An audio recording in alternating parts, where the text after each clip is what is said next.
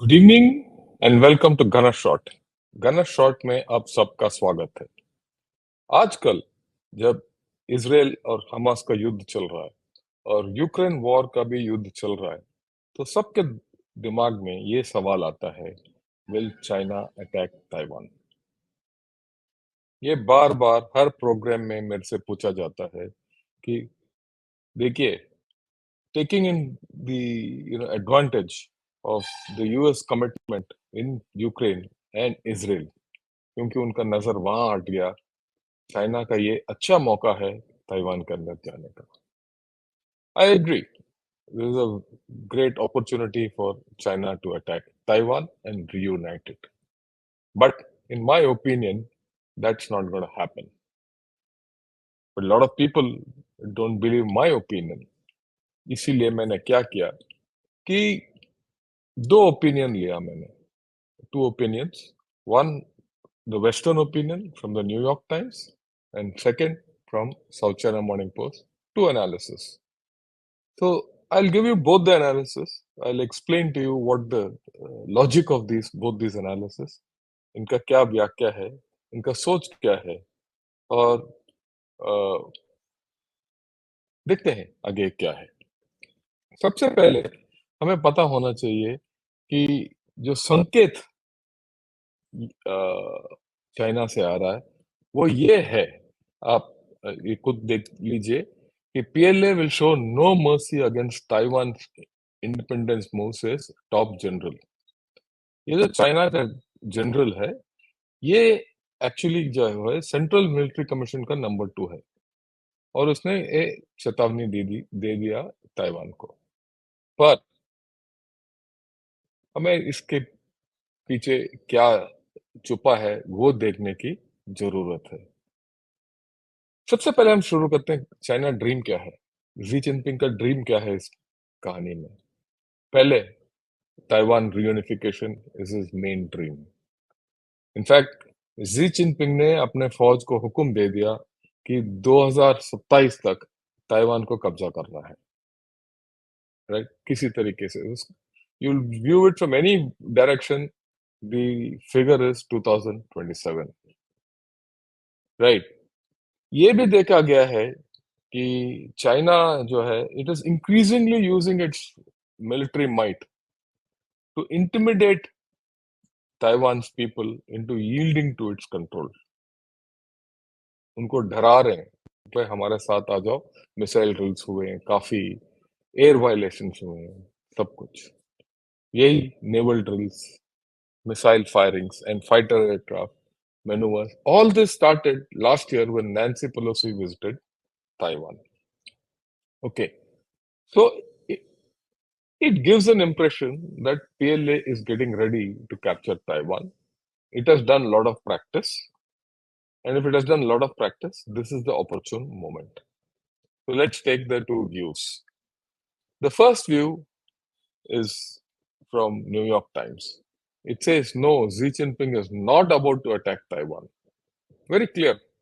It's written by Bonnie Glasser. आप देख सकते हैं न्यूयॉर्क टाइम्स में। We'll go through what this author logic is. First and foremost, Bonnie Glasser says कि Chinese leadership is unsure whether PLA can seize control and control Taiwan at an acceptable cost. इसमें देखिए, क्या Taiwan को कब्जा कर सकता है और उसका कीमत क्या होगा। अगर कीमत ज्यादा है तो ताइवान को लेना बेवकूफी है, और ये कीमत जो है, इसमें पैसे की कीमत नहीं है, ये पॉलिटिकल कीमत है, जियोपॉलिटिकल कीमत है। इसके बारे में आगे बात करेंगे, राइट? और ये जितने डाउट्स हैं, शंका है ताइवान, ये चाइना के दिमाग में, वो शुरू हुए हैं जब इन्होंने देखा कि रशिया का आर्मी यूक्रेन में किस तरीके से फंस गया है। Lot of failures, there is no doubt about it. And as per Bonnie Glaser, PLA take over of Taiwan is not inevitable, nor perhaps even likely in the next few years. ये अभी की बात ही नहीं बोल रही है। She is talking of ahead also for the next 2 years that it will not be feasible. Why? As per this article, PLA is largely unproven and inexperienced. Yeah, that's a fact. ये तो हकीकत है. Now, purchase of senior Chinese generals, including the defense minister and two leaders overseeing the country's nuclear and missile arsenal, has taken place. ये तो, and that means your top level leadership has shaken up. So, अभी China के पास वो leadership नहीं है, which can execute ये Taiwan का attack. Xi's lack of confidence in PLA war fighting capability. ये बात जो है, अगर आप पिछले 10 साल के शी जिनपिंग का स्टेटमेंट पढ़ते हैं तो ये नजर आता है कि Xi Jinping has never been fully confident of PLA's war fighting capability. It's funny, but it's true. And then corruption and its impact on military preparedness. अगर घोटाला पे घोटाला हो रहा है जो बाहर नहीं निकला है, पर है, इसीलिए तो ये सीनियर जनरल्स और डिफेंस मिनिस्टर को आउट किया है. तो इनका जो मिलिट्री प्रिपेयर्डनेस है उसमें कोई कुछ डाउट है, राइट. एंड इसमें कोई डाउट नहीं है, officers are lining their own pockets, not likely to have trained the PLA to be prepared to seize Taiwan by 2027. अगर आप इनके व्हाइट पेपर्स, पुराने व्हाइट पेपर्स जो इन्होंने पब्लिश किया है, उसको अगर हम एग्जामिन करेंगे तो ये नजर आता है कि PLA is not truthful in training. It's not truthful. It has fudged training. So if that is the case, and officers are lining their pockets and there's corruption, definitely they have, is the PLA trained enough to carry out an amphibious operation? That's a question which has been raised. And then, of course, she's quoted the example of Russia, in which she says battle-hardened Russian military has failed in relatively straightforward task of capturing Kiev. It was a straight maneuver. There was not much resistance. All they had to go was along one road, 70, 80, 100 kilometers, but they couldn't. But in this case, PLA will face greater difficulty in crossing the Taiwan Strait. And she goes on to amplify that a large-scale amphibious invasion is among the most difficult military operations, requiring air and maritime superiority and the ability to sustain an invading force during a lengthy campaign. It's not going to be easy. And this campaign will be more difficult than the Normandy landings, which was carried out. Normandy landings jo hai, was carried out across the English Channel, where the water width was just 40 to 70 kilometers. This is 200 kilometers. With no training, with no, China has never done this exercise, the PLA. So can it do it? Very difficult. That means, and before the Normandy landings, दूसरा विश्व युद्ध के पहले जो हुआ था, the Allied forces bombed Germany and all German positions in France repeatedly. It was carpet bombing to a large extent. They prepared all that and then went in across. इसमें क्या ये सब हो सकता है? बहुत मुश्किल है. और मेरी तरफ से ये इजराइल का एक्सपीरियंस भी फैक्टर हो जाता है. इजराइल चला तो गया हमास के पीछे गाजा में, क्या नुकसान बढ़ेगा आगे देखने वाली बात है, क्या जीत हासिल करेगा वो भी देखने वाली बात है. पर ये एक्सपीरियंस जो है चाइना के दिमाग में बिल्कुल घूम रहा होगा. ओके, रशिया के लिए what were the outcomes? These are the factors which will with Xi Jinping and PLA will focus on. The military casualties of Russia are estimated at nearly 3 lakhs. Okay, even if New York Times is a propaganda outfit and this is bloated, 1 lakh. Can China afford 1 lakh casualties? If China has 1 lakh casualties to capture Taiwan, it's a loss. It's a failure. Then it has resulted, the Ukraine invasion has resulted in severe weakening of the Russian economy. इसमें दो राय नहीं है. Can China afford that? क्योंकि war में economy गिर जाता है. इसका ग्लोबल रेपुटेशन के ऊपर क्वेश्चन मार्क आया है। And national power of Russia has declined. इसीलिए अभी इसराइल और गाजा के बीच में जो भी युद्ध हो रहा है उसमें रशिया का बोलबाला ज्यादा नहीं है, बोल नहीं सकता। And in this case China will be the perpetrator, and if it gets stuck on Taiwan, there is hell to pay. Okay? Bonnie Glasser calls this a nightmare scenario. He says the political risks of anything less than a quick, low cost, and successful invasion are huge. So the political costs are important, which I spoke of in the beginning. Acceptable cost. This be an acceptable cost? Okay. Now, he further says a protracted stalemate could undermine the assertion that China is strong and powerful. It might show out weaknesses in Chinese system. It might show out weaknesses in PLA. It might finish off PLA's confidence if it is a failure. These are the nightmare scenarios. If that happens, China aim of global security and civilizational initiative, all that is gone for a toss. Right? That is what she's talking of, jeopardizing goals of national rejuvenation and a powerful military. National rejuvenation is also the security initiative, development initiative, and the civilizational initiative. All this will go for a toss. Then, possibility of a defeat at the hands of a well-equipped, dug-in and defiant Taiwan, aided by the political intervention of US forces. Just think, Israel और Gaza के बीच में क्या हो रहा है, Israel को क्यों problem हो रहा है। 23 दिन हो गए, इनफैक्ट उस आज के दिन तो उससे ज्यादा भी हो गए, और इट्स स्ट्रगलिंग। क्यों? बिल्ट अप एरिया है। अगर आप ताइवान का मैप देखेंगे तो वो भी काफी मात्रा में बिल्ट अप एरिया है। क्या चाइना तैयार है बिल्ट अप एरिया में फाइट करने के लिए? अगर ताइवान ने इस बिल्ट अप एरिया को सही ढंग से इस्तेमाल किया तो चाइना का पापड़ बिल जाएगा, इसमें दो राय नहीं है। ओके। दूसरी बात होता है कि ताइवान को चारों तरफ घेरा लगा दो और उसको सीज में कर दो and barricade it, all that.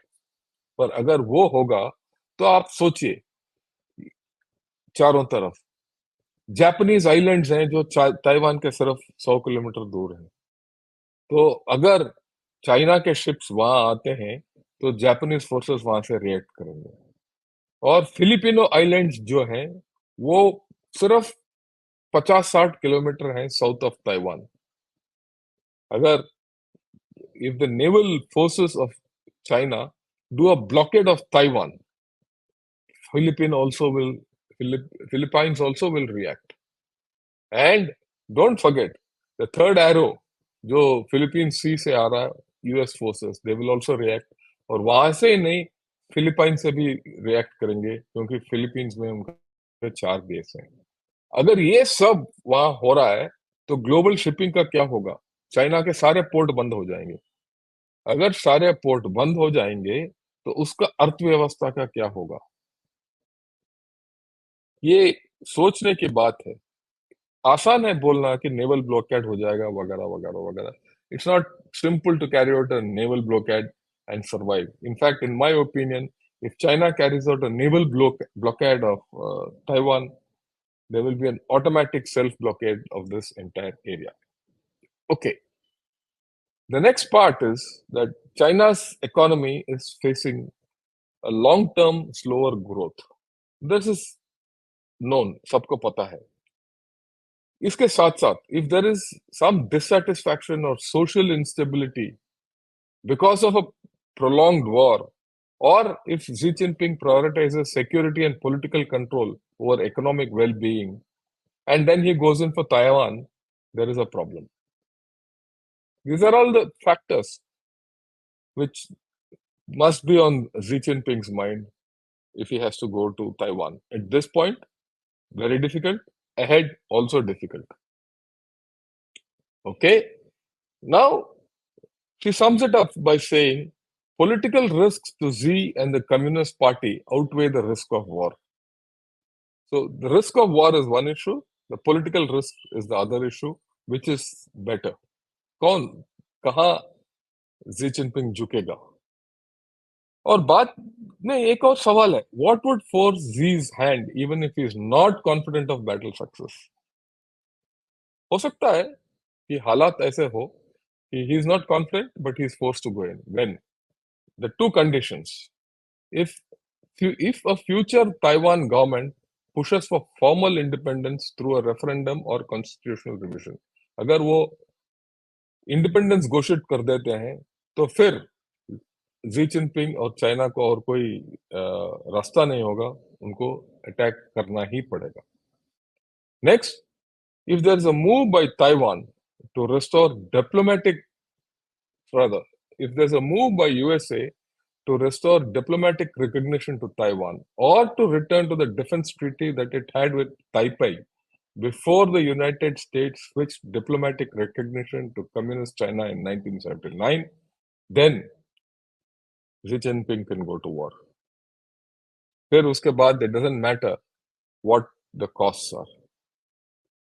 So these two conditions are important. If these don't happen, Xi Jinping will not go to war. That is what the New York Times says. Okay. And then, of course, it goes on to say Taiwan must accelerate its shift towards investing in defense capabilities that can survive and prove lethal against a potential attack, which they are doing. It must make a greater effort to stockpile not only ammunition, but also food, water, and energy, which it has the capacity. It needs to adapt a whole of society approach to its defense that emphasizes national resistance, resilience, and the willingness to fight. Something like what is happening in Gaza. अगर ये हो गया, तो I don't think, and if it this all this has to be exhibited to the Chinese. Chinese को पता होना चाहिए कि भाई अगर आप इधर घुस गए तो वापस नहीं जाओगे। उस हालत में शी जिनपिंग कभी ताइवान के ऊपर पैर नहीं रखेगा। Okay, now let us see what the Chinese view is. ये आर्टिकल है जो साउथ चाइना मॉर्निंग पोस्ट में साथ साथ एक दिन के बीचों बीच ये दोनों आर्टिकल निकले।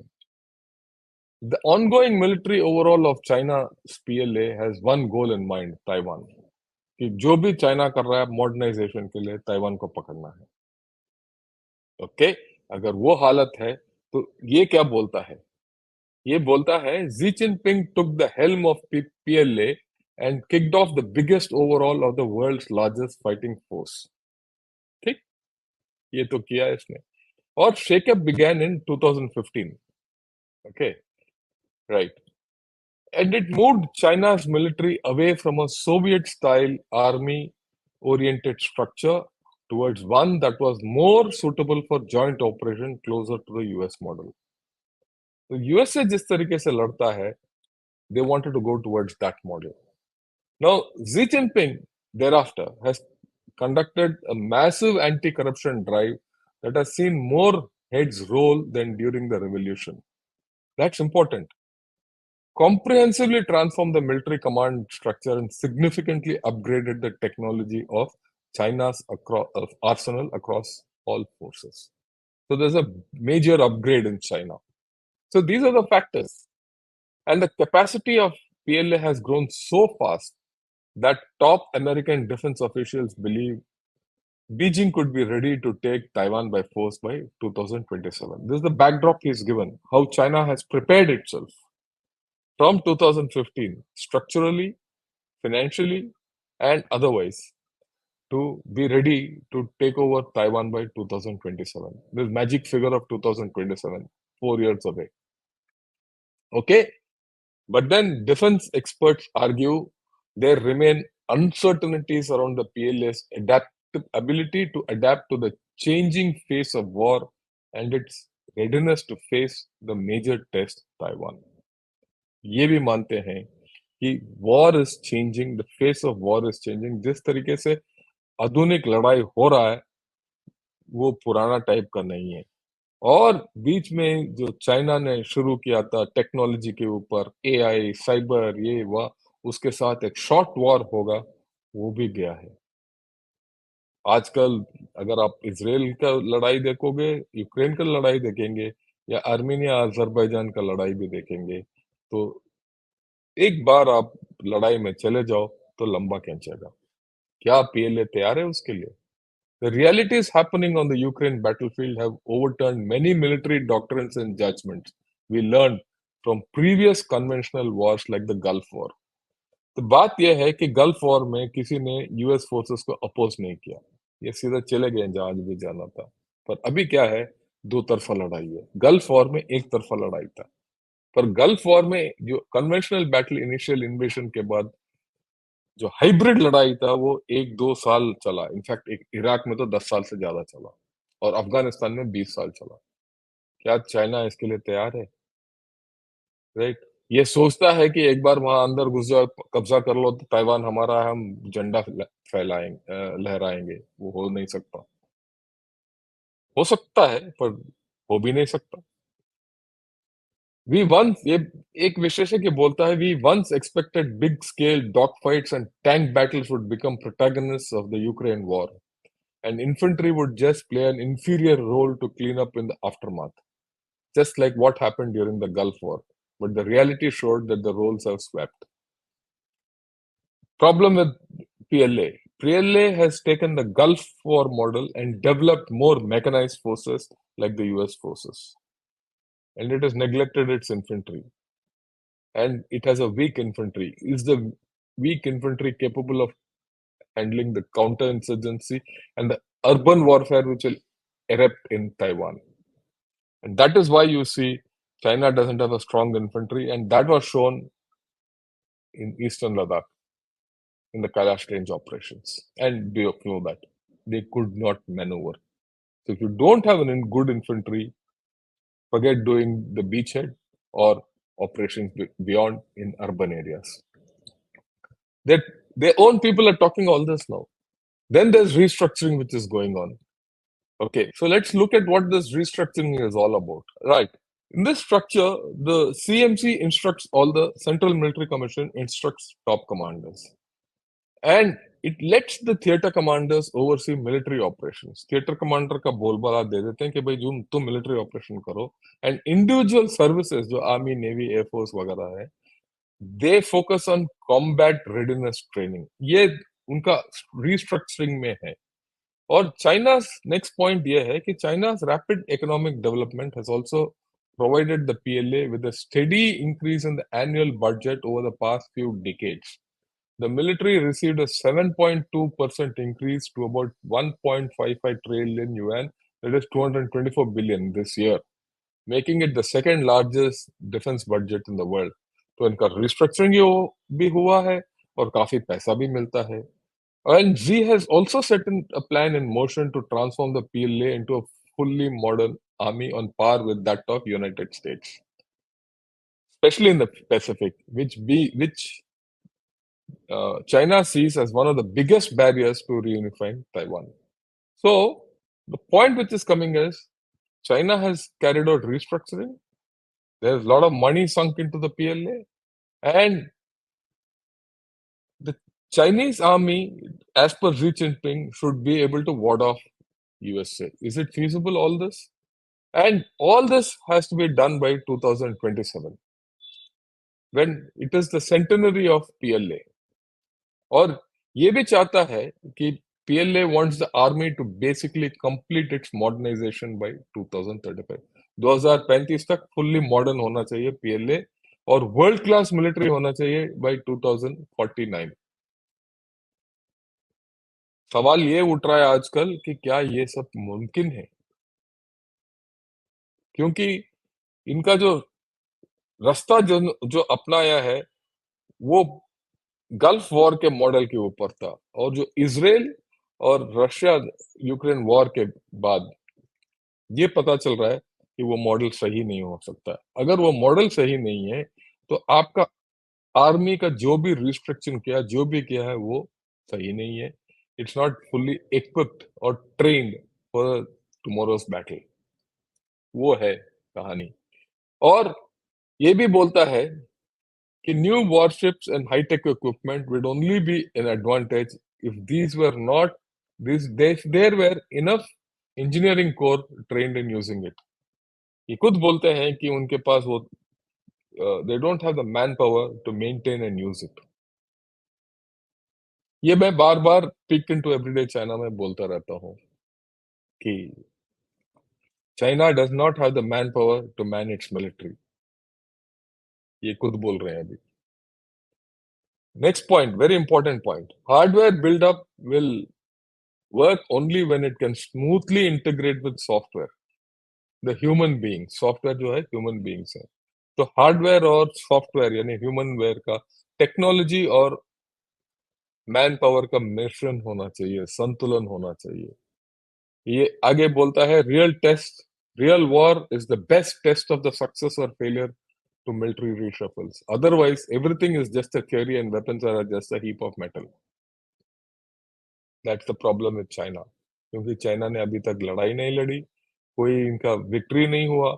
जो ईस्टर्न लद्दाख में है वो पीछे हटना पड़ा, कोई एक्सपीरियंस नहीं है।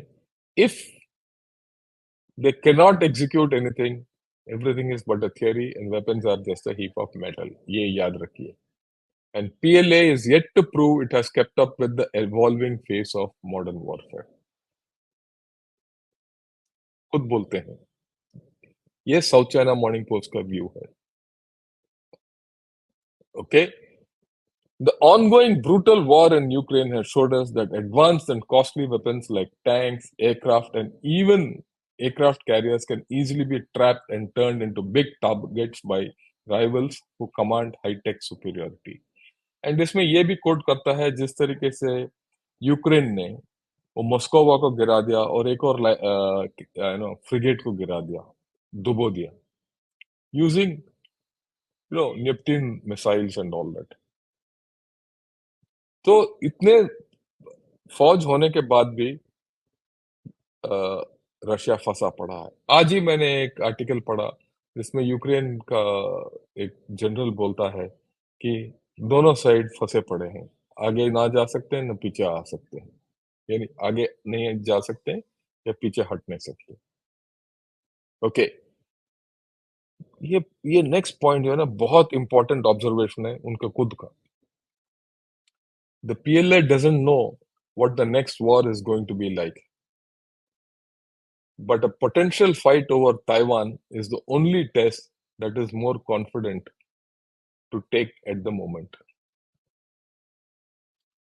कैसे लड़ाई आगे होगा किसी को नहीं पता, पर अगर ताइवान को जीतना है तो इनके बिना एक्सपीरियंस के टेस्ट में बैठने की बात है। तो lot of uncertainty in PLA's ability to go in.